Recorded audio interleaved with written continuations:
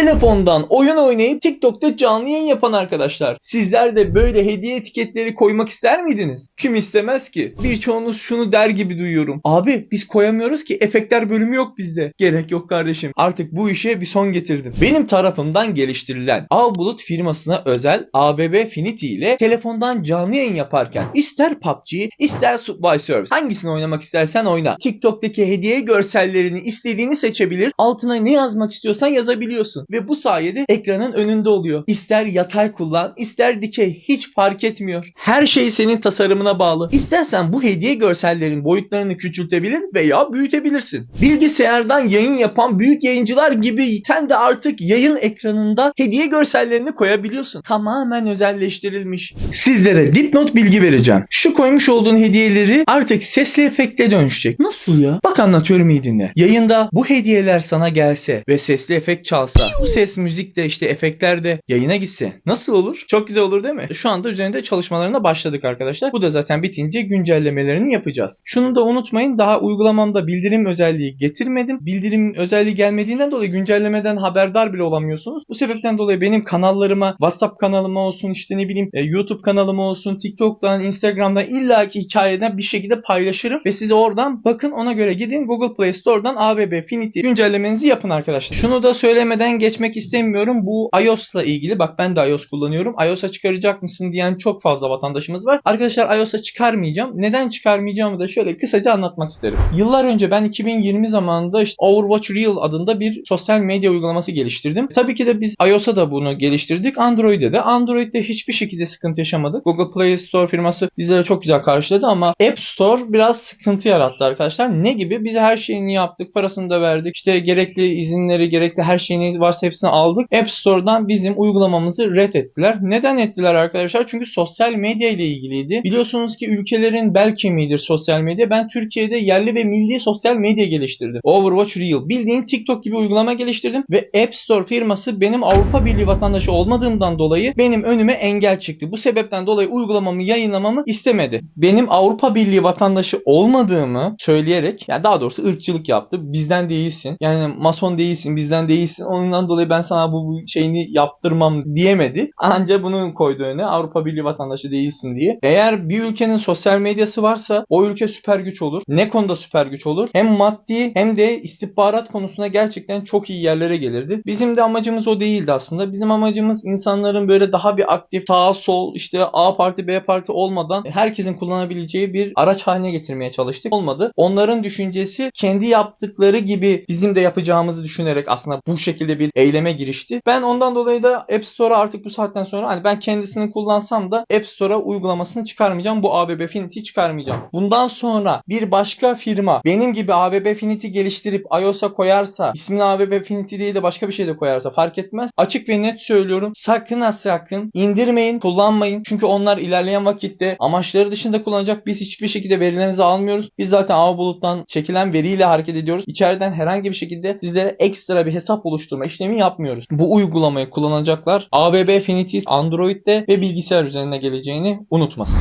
Bugün bu videoda ABB Finity nedir? Nasıl kullanılır? Telefondan özellikle TikTok'ta canlı yayın yaparken o ekran hediye görsellerini nasıl öne getiriyoruz? Hepsini anlatacağım. Tek tek detaylı. Hazırsan başlayalım. Selam canlar, ben Kubilay Can. Evet arkadaşlar, sağ tarafımda duran ekran görüntülü video Android cihazdan çıkmıştır arkadaşlar. Yani iOS'lara tekrar bastıra söylüyorum, iOS'lara uygulamamız çalışmamakta. Baştan bilin. Gelin şimdi nasıl kullanılıyormuş hepsini detaylı anlatayım. Öncelikle Google Play Store Market'ten ABB Finity'ye sahip olmamız lazım. Ücretsiz bir şekilde indirebilirsiniz arkadaşlar. Ne diyoruz? Google Play Store'dan arama bölümüne ABB Finity diyoruz ve indir diyoruz. İndirdikten sonra arkadaşlar sizi karşılayan bir ekran var. Bu ekranda sizden giriş istiyor. Buradan hesap oluşturamazsınız ama aşağıda bulunan hesap oluştur bölümüne tıkladığınızda sizi tarayıcıya gönderir. Yani Avbulut'un kendi sitesine gönderir. Eğer senin Avbulut'ta kendi hesabın varsa onunla da giriş yapabilirsin. Ama giriş yaparsan unutma, şu tür bir ekran karşına gelecek. Lisans geçersiz. Bu tür ekran gelmemesini istiyorsan ne yapacaksın? Tarayıcı üzerinden avbulut.com yazıp tekrar geliyorsun. Yukarıda bulunan TikTok yayıncı hizmeti menüsünden aşağıda bulunan da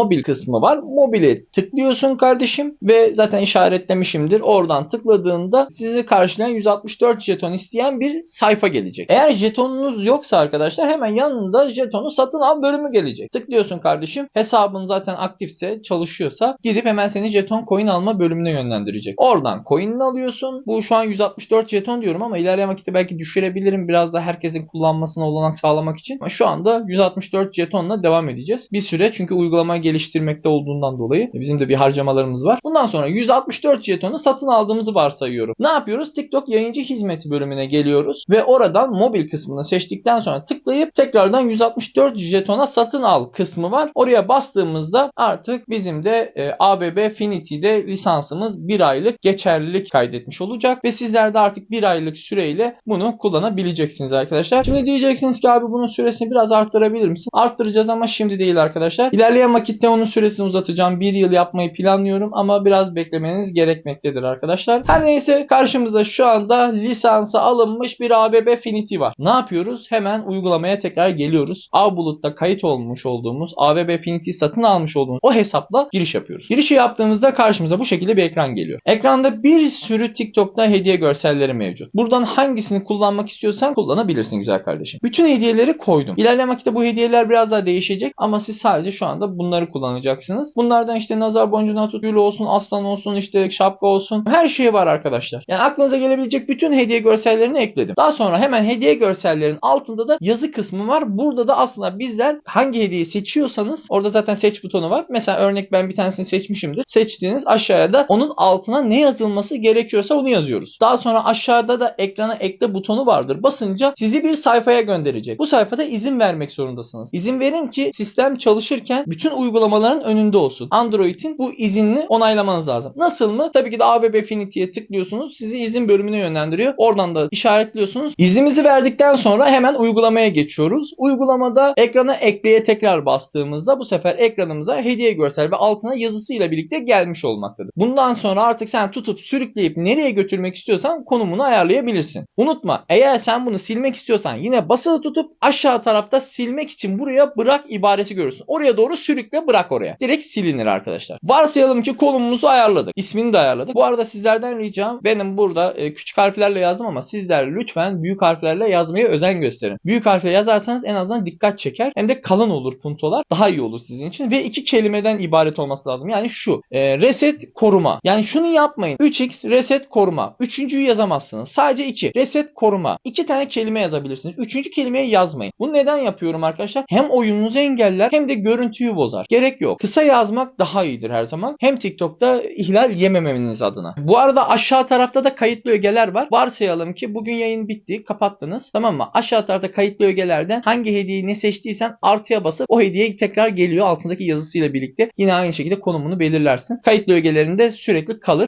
Varsayalım yanlışlıkla sildin, geri al butonu da var orada. Geri ala basaraktan da geri alabilirsiniz. Bunu da anladığınızı varsayıyorum arkadaşlar. Baktık ki bu hediye görseller çok küçük veya çok büyük. Bunu da ayarlayacağınız yer yine kayıtlı ögeler kısmında. Hemen aşağı tarafa indiğinizde orada bir bar var. Barı sağa çekersen büyütürsün, sola çekersen de küçültürsün. Orada ayarlamalarını da yaparsın güzel kardeşim. Bu arada çok fazla küçültme yazıyı yer. Çünkü ben ona bir sınır koydum. Yani sen kalkıp da çok fazla küçültürsen bu sefer izleyicilerin görmez. Çok da büyütürsen ihlal yersin. Yani ben ona aslında bir sınır koydum. Sen o sınırı aşma bence derim. Şimdiden söyleyeyim. Ayarlamalarını yaptım. Bütün görsellerin altlarına yazısını yazdın. Konumunu belirledin. Peki şimdi ne yapacağız? Bundan sonra oyun oynarken o abi onu yanlışlıkla tutup da başka yere çekme ihtimalimiz olamaz mı? Olabilir. Ben ne yaptım? Kitleme diye bir sistem getirdim. Hemen ekrana ekle butonun yanında düzenleme gibi bir şey görürsünüz. O butona bastığınızda o hediye görseller kilitlenir. Bu saatten sonra sen onu oynatamazsın. Ta ki uygulamaya tekrar gelip aç kapa yapacaksın. Öyle açacaksın orayı. Bunu da anladığınızı varsayıyorum arkadaşlar. Dediğim gibi silme işlemi tutup sürükleme ile oluyor. Ekstra kayıtlı ögelerden silme işlemi de aşağıdan oluyor. Şu bilgiyi de vermeden geçmek istemiyorum. Eğer senin oyunun yataysa ABB Finity'de girişi dikey yap, tamam mı? Sonra yataya çevir. Artık hediye görsellerini ona göre ayarla. Çünkü sistem senin yatay oyun oynadığını anlaması için yataya çevireceksin ve o şekilde ayarlayacaksın. Hangi yer nereye geleceğini ona göre ayarlayacaksın. Dikey ayarlayıp yataya çevirirsen kaybolur. Çünkü senin dikey olarak ayarlamış oluyor senkronizasyon. Tamam? Yani oyunun eğer yataysa, yani PUBG yatay ya, ABB Finity'den hangi hediyeyi seçeceksen seçiyorsun, altına yazısını yazıyorsun, ekrana ekliyorsun. Bu kadar basit. Bunu yatay yapıyorsun. Ama giriş yapma konusunda hani ABB Finity'ye giriyorsunuz ya, orada yatay yapmanıza gerek yok. dikey yapın yeter. Dikey ile girişinizi yapın. Yatayla da sadece içerideki görselleri ayarlayın. Eğer Subway Surfers oynuyorsanız dikey yapabilirsiniz. Sıkıntı yok. Ama PUBG gibi oyun oynayanlar yatay yapacak görsellerin ayarlamalarını. Tamam. Bunu da anladığınızı varsayıyorum. Eğer AVB panelden oturumunuzu kapatmak istiyorsanız hemen sağ üstte bulunan power simgesi var. Basarsanız oturumunuzdan da çıkarsınız arkadaşlar. Dediğim gibi arkadaşlar, hediye geldikçe ses çalma özelliğiyle birlikte bilgisayarlara gelecek olan bu Finity özelliği de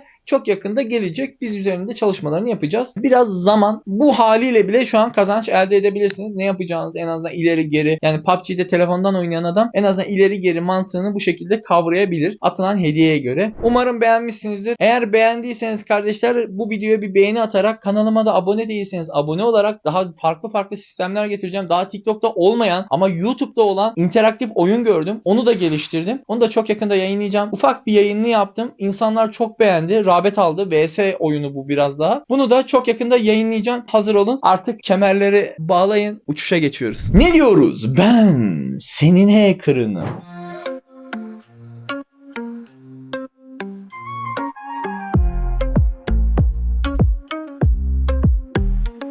Kubilay'dan geliyor, herkes biliyor. Devir değişti, Kubilay Can deniyor. Sokaklar konuşuyor, ritimle akıyor. Herkes takipte, yeni ses patlıyor.